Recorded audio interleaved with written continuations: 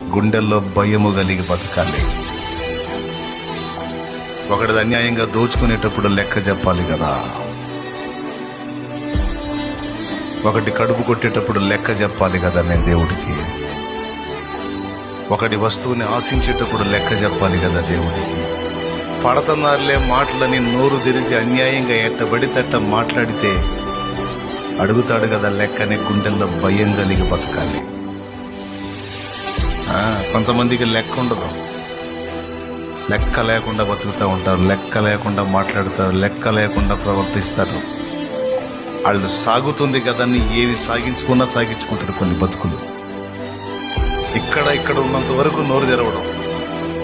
ఎవరు? జడ్జి. అక్కడ ఒక్కోడు ఆడుంటది. అబద్ధాలు మాట్లాడి దారుణాలు చేసి జీవితాలని నాశనం చేసేటువంటి వ్యక్తులు, నిందా ప్రచారాలు చేసే వ్యక్తులు. అదే తప్పు కదా, అది నిజమో కాదో తెలియదు. అన్యాయంగా బిడ్డ మీద అబాండాలు వేస్తున్నాం. అయ్యో, ఒకవేళ అది అబద్ధమైతే మనం నాశనం అవుతాం కదా, మనకు పాపం కదా. ప్రతిదీ కూడా లెక్క ఉంటుంది. అడుగుతాడు అక్కడ.